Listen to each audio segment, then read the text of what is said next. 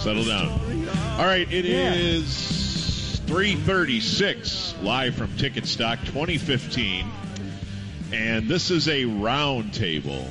And we want to thank all sorts of neat people out here, including Albertsons, who bring you these round tables. What's up? And let's see. We also have Texas Motor Speedway and Bud Light, so thank you to them. This round table, the 3:30 round table, includes me. I'm Bob. Hi, let's give it up for Bob, everybody. Hi. Please give it up for me. Thank you. To my right, to your left, is Corby. Boo, boo. Turn on Corby. Everyone turn on Corby. That's awful. Hey, it's Christina. Corby. And then to his right and your left would be Jub. Yeah, everybody cheer for me now. Yay. Jeez. And then down there, look, everybody. Question marks, blank space size. Look, everybody. Blink, blink. It's the Kickaround. Hey. It's Peter and Andy. Landmine guys. Who? These Look are how fired up the bull is. Yes, That's super. He is the best mascot in the Metroplex. He's good. Yesterday he Mavs man's ridiculous. Rowdy sucks. Inflatable Mavs man. Captain's okay, and the Mavericks scary horse guy? is okay. Oh, the Mavs horse. But he's got a funnier shtick. He's got a better snout. Yesterday he picked up his own manure in front of the Hilarious stage. tail. He does scat humor. He's funny. Yeah. Who's on the inside, though? That's what we want He to find sits out. immodestly at times, but should an animal have to be modest? I believe that is. I think that's Clark Hunt inside there. Wow, boy, would that be a shock. So Peter and Andy, you guys can be heard most Saturdays, I At guess this including this one, Yes. at roughly this time. 2 to 4 on Saturdays. We are doing a little soccer thing now. And how is that going, would you say? I think it's going okay. They asked us to do it on a weekly basis, so I'm excited. yeah, it's good.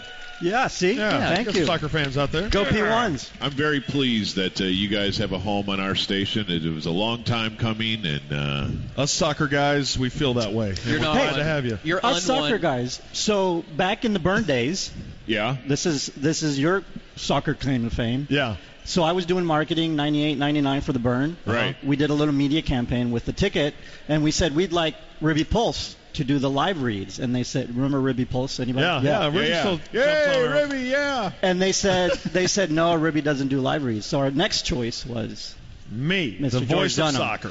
Because you were just starting to be a soccer dad back then. And we were like, well, That's right. yeah. I was pretty involved in soccer back then because my kids were playing. And I think my it son came was a out comet. once. No, it came out more than that. No, man, I took them out. I didn't always go through you guys. In fact, we had birthday parties at Burn games. Yeah. Here's the question about our country and youth soccer. The theory for so long was that would lead to popularity for professional soccer. And my contention is it had exactly the opposite effect, because it introduced people like Jubb to the great sport, but in a way where it's I like to call it the beautiful sport, Bob. where it's anything Beautiful game. where it's anything but great. The 8-year-old experience, let's be honest, it's ride it out. It's try not to be caught looking at your phone.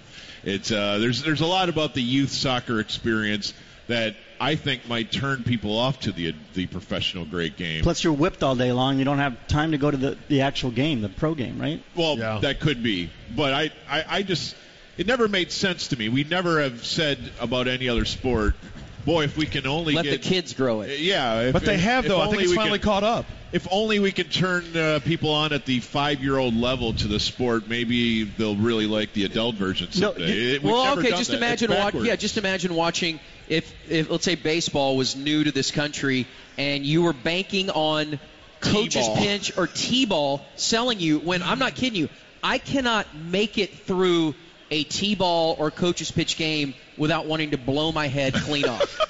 Because of the parent part? No. Everything.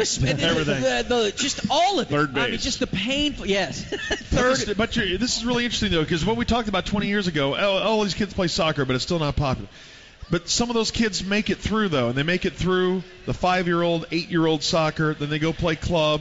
Right. And those kids, and there's so many more clubs now that more and more are interested in as they go into high school, into college. And I've seen it in my own kids. I was going to say, know it's a your heck of kids, a lot more than I do. Yeah, your kids' generation, when they become parents. Yes. That's how it works. It's not when you were a soccer parent. Right. And now soccer's exploding. It's when your kids become parents, and then they go to right. game. And the other important part, and what's different today, is the availability to watch the pro game at all levels, both in American League That's and all of it. is available and so easy to watch compared to when we were kids and you had to watch it on Channel 13. Yeah, so you would watch the World Cup on Channel 13 or on whatever Univision or what? Yeah, and in 1984 or whatever. I remember that's the first time I ever was it 82 network, when I remember for the first time watching, because I've been to Dallas Tornado games when the old NASL was around here, and I loved it. I loved Kyle Rote Jr. was my hero, and Bobby Moffett, and went to his soccer camps and all that. But the first time I ever actually saw something on TV was this grainy, awful picture of watching Colombia play Ecuador or something in group stage with Mexican announcers. Tony Tirado was the guy. Yeah, and it was just it'd cut in and out every now and then. And I'd be sitting there watching. I'm like, you know those days. How do you know that name? Andy's pretty And I don't know awesome. Colombia and Ecuador didn't play in '82 either, but that's okay. Shut up, We'll let that one But go. I mean, I'm sitting there watching with a buddy of mine, and I go, "Is this?" Because he was explaining to me how big the World Cup was. Never heard of it. And I'm watching it, going, "Can we get out of here now? Because this sucks. This is awful." But now it's You can watch anything and everything, and it's crystal clear HD, and you don't have Tony Taco calling the game anymore. Hey, are the do you guys have any idea how the 11:30 games on Channel 5 do versus college basketball? Because I was kind of wondering that. I bet you they beat them. Because NBC, of course, with the I guess today was City and Newcastle, right? Mm-hmm. Yep. And that is now in the time slot exactly where your noon generic college basketball. You had A&M South Carolina playing basketball. You had OU and Tech playing, and they were both on TV, and I guarantee you that soccer beat them. I think it does, but I haven't proved that. I mean, they're doing very, very well in that deal with NBC, and that placing that game in late mornings, early afternoon after what is that kids show that comes on before it, like Peepaws or something, is I don't doing know. extremely. They're doing Peepaw. I don't know. You've got kids. I don't. What's Peepaw on? It's just the dog version or the urinary tract version of Hee Haw. But they're doing, NBC's doing killer numbers with that in the mornings. Because it happens at a time that people can watch it, and it doesn't necessarily conflict with other things they want to watch. Can you watch more soccer than hockey now in the U.S.? For free, absolutely. The NBC deal, like this morning, the fact, and I don't know what every cable company does, but if you have DirecTV, it's free, and it's every game in England, and they're all on not simultaneous, same time, channels next to each other. Sequential. Okay, let's go with sequential channels. But it's crazy where you just look at the scoreboard and you're like, oh, this game's close. Let me go over here. It's like having NFL Sunday Ticket, but it's free. It's all in HD. It's insane. Free. It's insane even a decade ago where the pay-per-view was $320 or something. They actually show more EPL games live in the United States than they do in England. So if you count, I didn't know that. If you count all that, if you count what is shown on Hispanic England television, sucks. all the youth soccer being played, does soccer not have a bigger economic impact than hockey in the U.S.? Yes, because I would tell you this, with my kids, the most popular game on Xbox is FIFA. Yeah. That's been a huge part of it. So when they talk about the... Oh, I'm sorry, Andy. Go on. Well, if they talk about the four major sports, hockey being one of those, and soccer is not, but soccer has a bigger economic impact and has more influence now on the kids. Why is soccer not considered one of the top five still? You said it earlier. You hit on it earlier by saying it's a generational thing, and it'll take that next generation to put it above it because it's just not going to happen right now. And I don't, it's a weird thing because I certainly love both of those sports you're speaking of, but I don't know that people. I don't know. I mean, because like NASCAR would also be in that discussion, sure. and the ebb and flow and the who's number 4 conversation may not be that big a deal to most people, but it's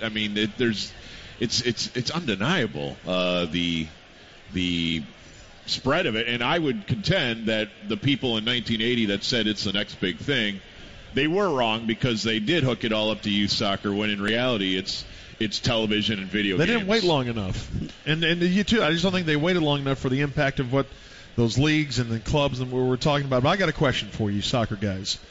This is one thing I don't understand. Because you talk about not being in the top 4, I think this is what holds it back, is embracing our own American teams. Because when I talk to soccer fans, it's like they say, well, yeah, well, do you go see FC Dallas? Nah, I mean, I'm a whatever. I'm a Arsenal guy. Okay, well, this game is here in our country, and I'm sure there's a difference. Yeah, I can't tell a huge difference. Yeah. But, until we start getting behind our own teams and making them more viable, where maybe they can outbid some teams overseas. I don't know if we'll ever see that day. It is amazing. It's organic, though, but maybe soccer just needs Lake Placid. Yeah. They needs a seminal moment like that. Maybe it never happens. I mean, look at baseball. You could argue that there are many, many cities that have a minor league team right there that you ignore, but you still can't wait to watch your favorite team on your TV every night. And you live in Greensboro, and you love baseball. Oh, well, go follow the Greensboro AA team. That's local. Right. You should support them. No, I'm watching the Red Sox on my dish every night. I want to watch the best. Is there really a huge difference? Yes. Okay. Okay, then what about this? How about a team breaking the bank here and take just one of those guys MLS over there now, you guys love? But MLS is a top 7-8 league now? Yeah, maybe top 10, but in terms of product or in terms of attendance? Product's really what matters, right? Yeah, top to bottom, maybe not. Bottom half. Or top half, it's pretty good. Look, but, if you watch Burnley against QPR, you don't want to watch that all the time. That's a Premier League game. I was going to say, the argument would be the only way to truly tell quality is if you could play like in an empty stadium with jerseys that are red and blue, and you don't know, could you tell the difference? I swear to you. So the deal is this. Part of it is atmosphere. Part of it is how the media portrays the different leagues. Part of it is just what you have time and availability for. Okay. Being able to watch your favorite EPL team on a Saturday morning may be easier for some people than going up to Frisco for a game on a Saturday night. But I will tell you, if you invest the time and the energy to go to Frisco to watch a game, you're going to have a tremendous experience. No doubt. The quality of play is good. It's outstanding. Right. And also consider this. There is now an entire generation of children that have grown up with an American league in their life. MLS is 20 years old this year. 20 years old. So that's the fact that it's been around that long and been able to survive and sustain and grow. That's pretty is good. a very, very good sign for the sport. Okay, one other thing. I watched Fulham and the Blacks. Who are the Blacks? Whoa. Jeez. What are you It's a doing? soccer team. Unbelievable. That is so. See, this is what's holding the sport back. That's what they called them, Bob. Who is that? Who did? Are you from Chelsea? It's a team. Chelsea. It was the New Zealand rugby team? Chelsea joke. Everybody got my Chelsea joke. Anyway, I enjoyed the experience, but as I was watching Fulham, I was like, man, these guys miss more plays than the last FC Dallas game that I went to. As a novice, right? I could not tell the difference. Right. As a fan, but that's who we're talking about. The guy who's going to pay $20 for a ticket. I could not tell the difference. That's because you're an idiot. Well, I am, All right. but so is a lot of people out here. They're kicking us out of here, guys. Okay. All right, we gotta go. Now, the Kickaround guys will be here. The next roundtable with the Kickaround guys, though, Gordon will be the captain. So find out if the conversation is a similar one. And that's next on the ticket.